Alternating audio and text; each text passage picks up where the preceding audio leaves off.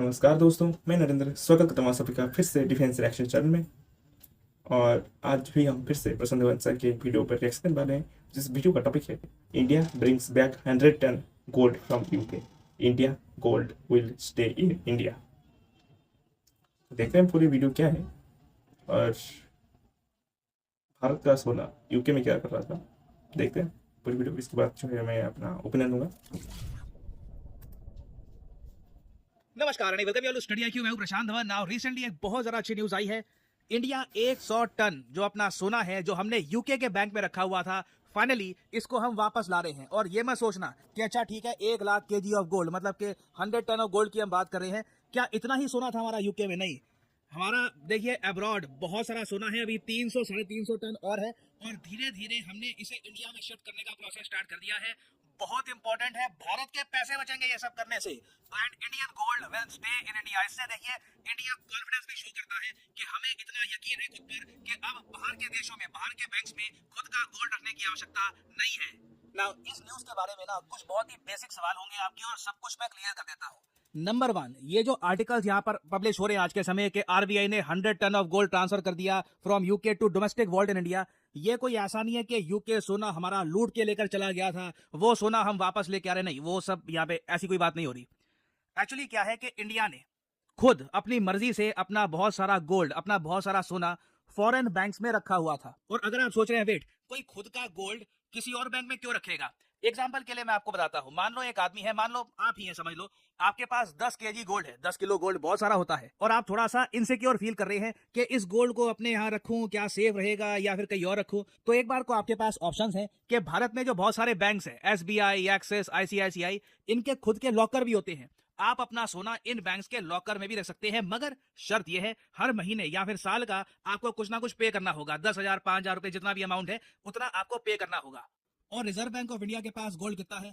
822 ton. Now ये जो gold है ना, इसमें से सिर्फ 308 मैट्रिक टन है जो हम भारत में रखते हैं। यहाँ पे आप देख पाओगे physical gold holding of India, gold held as backing for notes issued held in India, जो हम इंडिया में रखते हैं, ये 308 मैट्रिक टन। और उसके बाद गोल्ड और गोल्ड डिपॉजिट्स जो हम फॉरेन मतलब अब्रॉड में रखते हैं, वो 514 मैट्रिक टन है। तो जो ये अमाउंट है ना, इसमें से 100 मैट्रिक टन जो यूके के बैंक में हमने रखा हुआ था, ये वापस हम भारत में लेके आ रहे हैं। नाउ अब यहाँ पे आप पूछोगे ऐसा हम क्यों कर रहे हैं? देखो, आपका क्वेश्चन होना चाहिए कि ये 514 मैट्रिक टन, ये इतना सारा गोल्ड हमने बाहर रखा भी क्यों हुआ था? और मैं सोशल मीडिया पे देख रहा था, भारत के बहुत सारे सीईओ जो बड़े बिजनेसमैन हैं, वो भी ट्विटर पे ये सवाल उठा रहे हैं कि आरबीआई का इतना सारा गोल्ड बाहर पड़ा हुआ था, पता नहीं हम लोग इतना बड़ा रिस्क क्यों उठा रहे थे। स्पेशली जब हमने रिसेंटली देखा कि यूएसए और यूरोपियन यूनियन ने रशियन डिपॉजिट्स के साथ क्या किया। आपको पता होगा यूक्रेन वॉर से पहले रशिया के भी बहुत सारे फॉरेन एक्सचेंज रिजर्व्स, उसके अलावा गोल्ड, इनके बहुत सारे एसेट्स यूरोप में थे, यूएसए में थे। जैसे ही रशिया ने यूक्रेन पे अटैक किया, यूएस और यूरोपियन यूनियन ने रशिया के एसेट सीज कर लिए, धर लिए।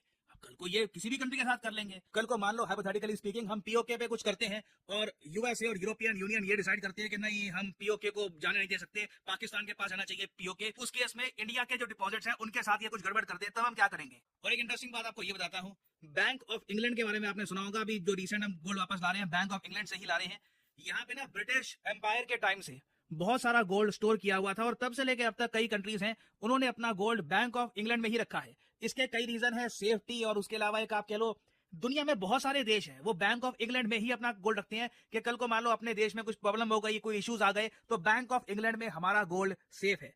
आप अगर बैंक ऑफ इंग्लैंड की वेबसाइट पर जाओगे तो वहां पर ये लोग शान से कहते हैं कि हमारे गोल्ड वॉल्ट्स में 200 बिलियन पाउंड, डॉलर नहीं, 200 बिलियन पाउंड का गोल्ड आपको मिलेगा। और नीचे अपनी वेबसाइट में ये लोग शान से ये भी लिखते हैं कि क्या आज तक बैंक ऑफ इंग्लैंड से गोल्ड की चोरी हुई है? तो नीचे कहते हैं नहीं, no gold has ever been stolen from our vaults. हालांकि ये कहते हैं कि हाँ, कुछ लोगों ने चोरी करने की कोशिश करी क्योंकि बहुत सारी कंट्रीज का गोल्ड पड़ा हुआ है यहाँ पर, मगर कोई आज तक सक्सेसफुल नहीं हो पाया। तो देखिए, सेफ्टी और स्टेबिलिटी की वजह से कई कंट्रीज बैंक ऑफ इंग्लैंड में अपना गोल्ड रखते हैं। अब इंडिया सिंस ये गोल्ड वापस अपने देश में लेके आ रहा है ना, ये दिखाता है कॉन्फिडेंस। इंडिया को अब कॉन्फिडेंस है, आरबीआई की जो खुद की गोल्ड स्टोरेज डिपॉजिटरीज हैं, जो वॉल्ट्स हैं, उसमें हमें इतना कॉन्फिडेंस है कि गोल्ड इंडिया का इंडिया में सेफ रहेगा। बाहर के देशों में इतना सारा गोल्ड रखने की आवश्यकता नहीं है। और साथ ही साथ बैंक ऑफ इंग्लैंड को हम हर साल पैसा क्यों पे करें? ठीक है जी, सेफ होगा, सब कुछ होगा, मगर इंडिया आज के समय इतना स्ट्रांग बन चुका है कि हम अपना गोल्ड अपने देश में भी सेफ रख सके। नहीं तो जैसे मैंने आपको बताया, एक इंडिविजुअल भी, आपके पास भी खुद का कोई फिजिकल फॉर्म में गोल्ड है, आप उसको किसी बैंक के लॉकर में रखते हो, आपको बैंक को पे करना होगा। सेम केस है बैंक ऑफ इंग्लैंड में।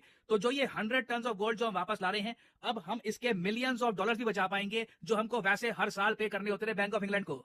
और जो ये ट्रेंड है ना, ये आने वाले समय में ग्रो ही करेगा। देखो, जो G7 कंट्रीज, यूएसए ने प्राइमरली और बाकी जो G7 कंट्रीज हैं, उन्होंने जिस तरीके से रशिया का गोल्ड फ्रीज कर दिया, ये डरा देने वाला है हमें। देखिए, हमें पता नहीं कि कल को क्या होगा। अभी के लिए G7 के साथ हमारे बड़े अच्छे रिलेशंस हैं। G7 का समिट होता है, हमें इनवाइट करते हैं, मगर ये कंट्रीज इतने अनप्रेडिक्टेबल है, कब इनके यहाँ कोई ऐसा प्रेसिडेंट आ जाए जिसकी नीति कुछ और हो, वो इंडिया को अलग तरीके से देखता हो, वो बहुत ज्यादा प्रो पाकिस्तान हो जाए, प्रो चाइना हो जाए, वी डोंट नो।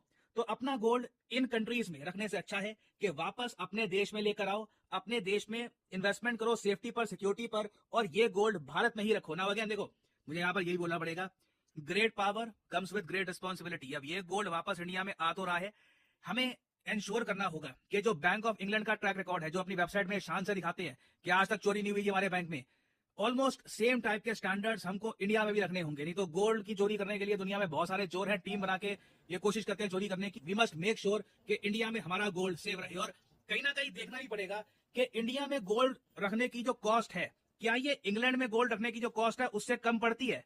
ये आने वाले कुछ सालों में पता लगेगा। तो जो भारत आज के समय कर रहा है, ये ऐतिहासिक है। 1991 में हमारी आर्थिक हालत इतनी खराब थी कि इंडिया का गोल्ड इंडिया से बाहर ले जाना पड़ा। आज के समय हम इतने कॉन्फिडेंट हैं। LIC की आप अगर देखो मार्केट जो वैल्यूएशन है, ये पाकिस्तान बांग्लादेश की GDP से ज्यादा है।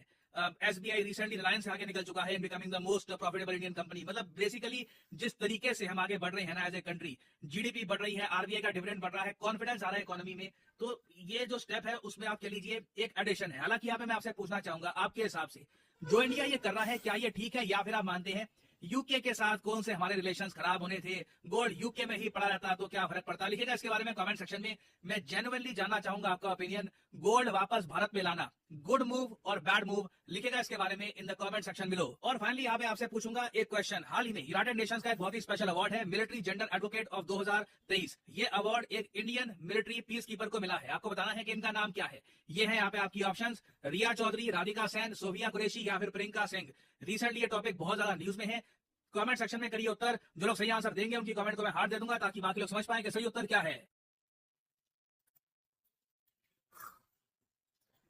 दोस्तों, वीडियो चेक खत्म और एंड में जैसे पसंद ने कहा कि ये जो स्टेप है ये सही है कर, तो काफी सारे लोग भी और जैसे पसंद ने खुद कहा कि ये स्टेप ये बिल्कुल सही नहीं, क्योंकि हम अपना जो पैसा है वो बाहर खर्चा क्यों करें कि गोल्ड एसेट सेफ्टी में रखने के लिए उससे पे कर रहे हैं लाखों रुपए। हम उन्हीं पैसों को अपने डेवलपमेंट में लगा सकते हैं, है ना। जितना सेफ्टी में खर्च होगा, मतलब अगर पोस्ट वगैरह भारत में रहेगा तो जितना उसकी सिक्योरिटी में खर्च होगा बाकी जो पैसे हैं वो अलग काम में लगाए जा सकते हैं। और जैसा और जो अलग बचाए हैं, जैसे कि रशिया का है, रशिया और यूक्रेन के बीच युद्ध हुआ और रशिया के जो एसेट्स है वो सब फ्रीज करती है यूरोप में। जो तो इस तरह से अगर देखा जाए तो USA को तो हम जानते हैं दोगुना करके है, और यूके तो पहले ही हमसे काफी कुछ लूट के लेकर रखा है अपने। अगर उसके म्यूजियम में देखा जाए तो आधी दुनिया की चीजें तो उसी के पास ही चोरी की। और जो बैंक ऑफ इंग्लैंड कहता है कि दुनिया का सोना हमारे पास है, सच और कोई नहीं करता है। लेकिन सच कहूँ तो जब ये लोग कब्जा कर रहे थे दूसरे देशों को, तो यही सबसे बड़े दुनिया के चोर है जिन्होंने पूरी दुनिया को लूटा। बट इकोनॉमी नहीं, उसके बाद भी इनकी इकोनॉमी देखिए, हमारी इकोनॉमी देखिए, हमने तो मतलब हाथों के खून चूस कर छोड़ दिया था। उसके बाद भी क्या हुआ, जो वो करेगा तो करेगा, और जो शॉर्टकट ढूंढेगा उसकी हालत कुछ ऐसी होगी तो कहेगा।